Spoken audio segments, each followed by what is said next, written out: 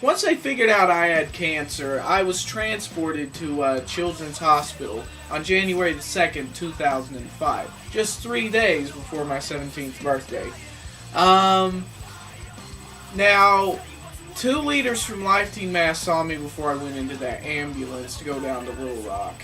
And, you know, everybody, including them, everybody thought I was going to die.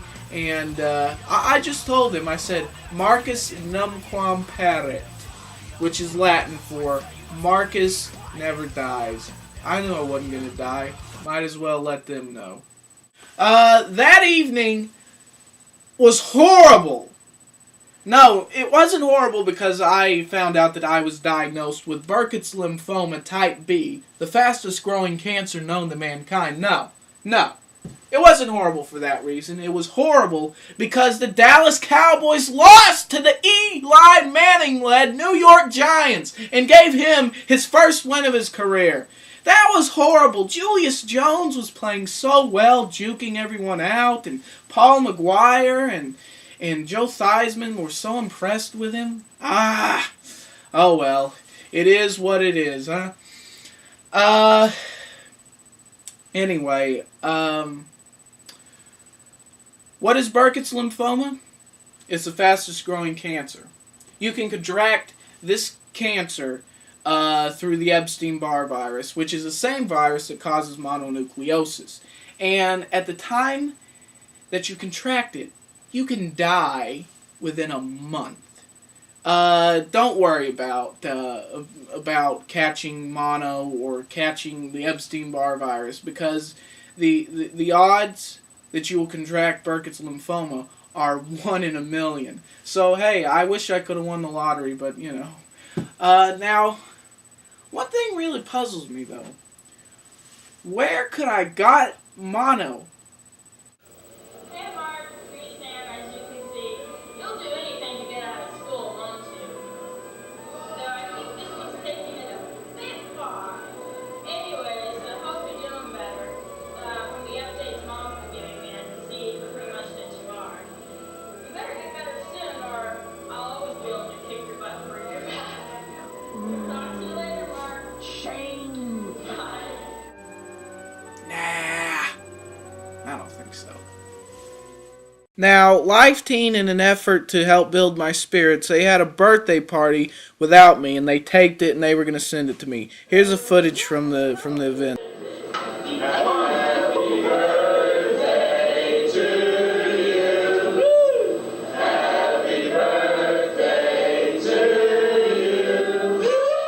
See, the cameraman knows what I like.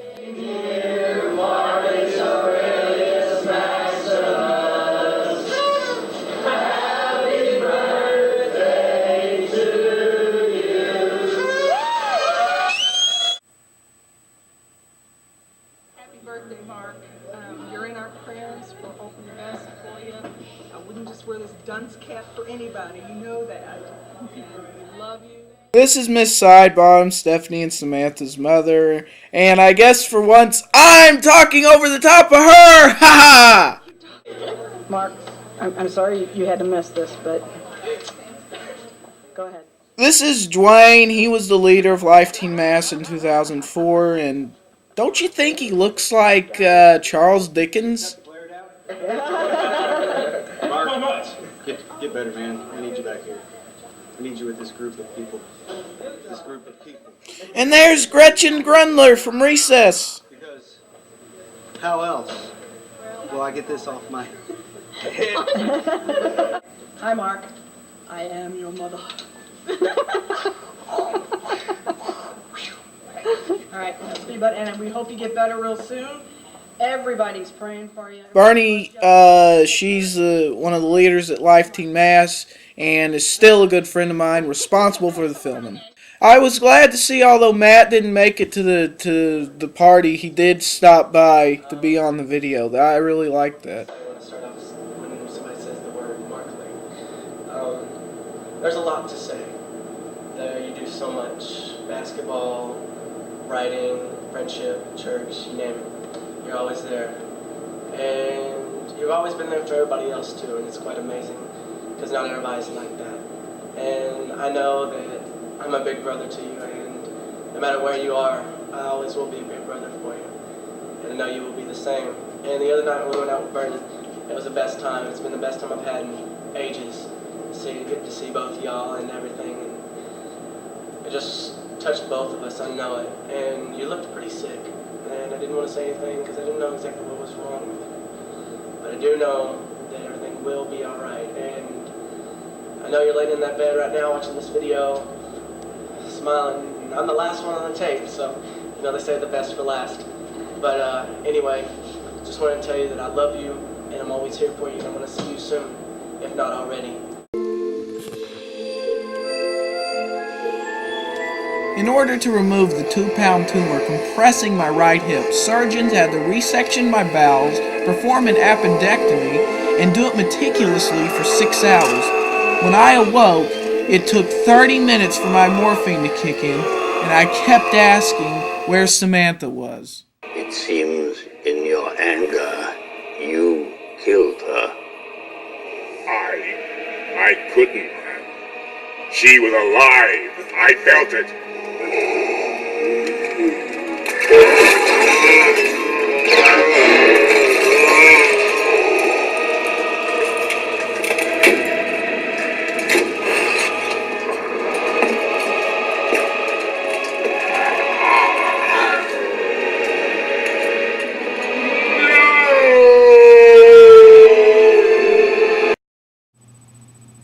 Well, maybe not, but I did keep asking where Samantha was, and the score of the Oklahoma-USC National Championship game.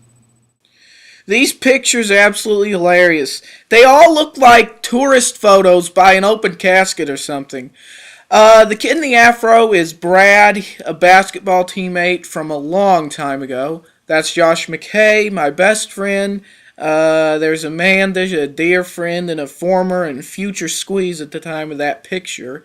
Starting in the back here, that's Samuel, my bodyguard. Then John is in front of him, and to the left is Ben, and there's Willie to the left.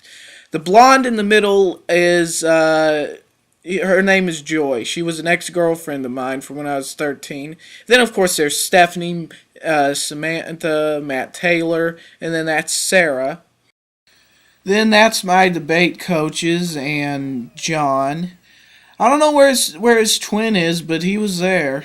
Anyway, that's the local homeschool group that I was in, and they came on my birthday, the day after my surgery, to wish me a happy birthday and to also boost my morale.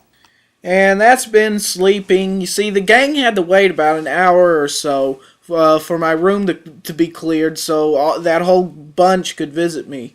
Now, that's Tommy. He was the leader of Life Teen in 2003.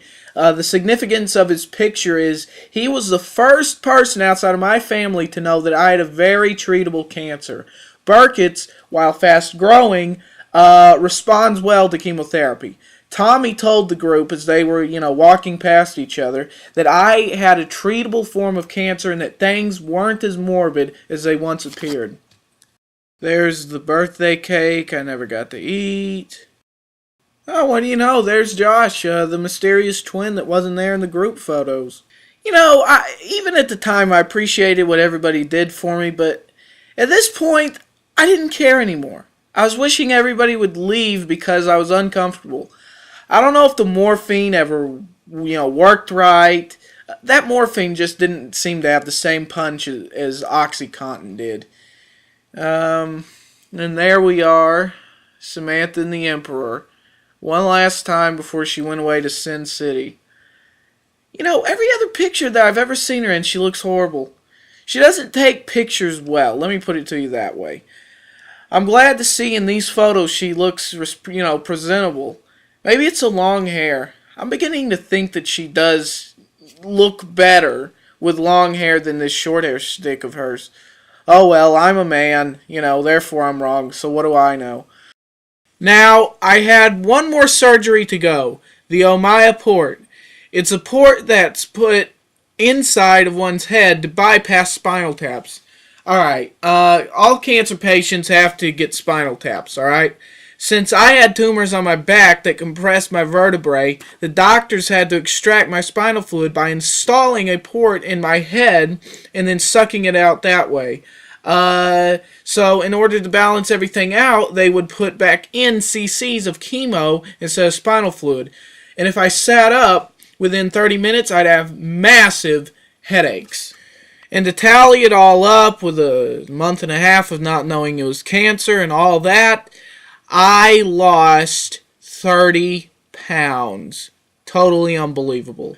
For my next 6 rounds of chemotherapy, I would need the undying support of my family and friends. Because let me tell you something about chemotherapy. What won't kill you will definitely make you stronger. That's how chemotherapy is.